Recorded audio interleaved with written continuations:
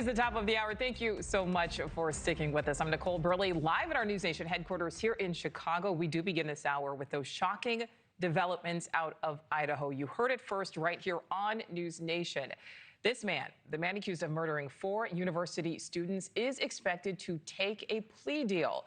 This coming only weeks before Bryan Kohberger was expected to face trial for the murders of 4 friends at their home near the University of Idaho back in November 2022. As part of this deal, Kohberger will have to admit in court to the killings at the house. Sources say the deal would allow him to avoid the death penalty. So we want to get out to correspondent Alex Caprariello. He is live for us there in Moscow, Idaho. Alex, what more can you tell us?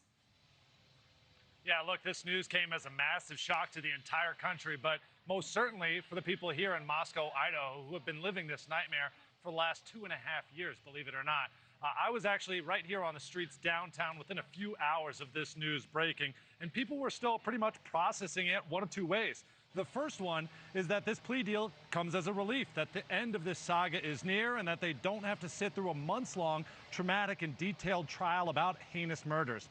But then the second and the mostly overwhelming opinion is a sense of disappointment that they won't get to see the legal process play out. Many of the people I spoke to say they actually do believe Kohberger was guilty, and they were in favor of him receiving the death penalty, with some of those folks saying things like, "I thought that they brought back the firing squad in Idaho for Kohberger. I wanted to see him eat a bullet," and the prosecutor, Bill Thompson, is more interested in stats than justice. I've reached out to Prosecutor Thompson multiple times for comment. He has not responded. Here's what one man told me about this breaking news. Take a listen.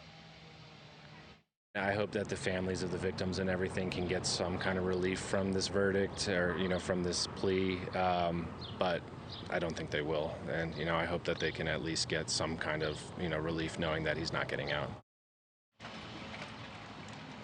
The victims' families seem mostly dissatisfied with this outcome. Steve Gonsalves, the father of Kaylee Gonsalves, spoke to Ashley Banfield about it last night. This is not justice. We had an outsider come to our community, kill our kids in their sleep while they're getting a college education, doing everything that they should do, and we don't have the courage to hold him accountable. No plea deal. Let's go for this guy. 100%. Let's do it. And that's how this family stands.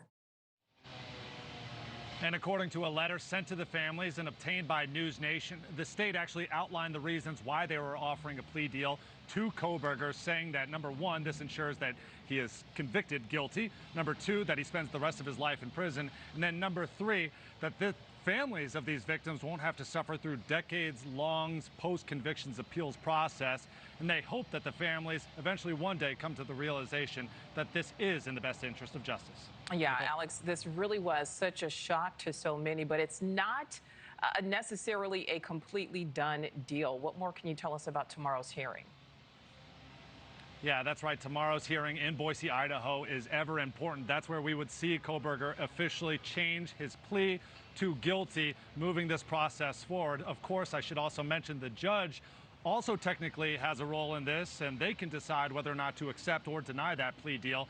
But if it is accepted, then the next step would be the sentencing phase. That would come in a few weeks, allowing the family time to actually write out victim impact statements that they would give during that sentencing hearing. All right, Nichole. Alex Caprariello live for us there in Moscow, Idaho. Thank you. Thank you for watching. Subscribe below and download our NewsNation app right now on your phone, and you will get fact-based, unbiased news for all Americans.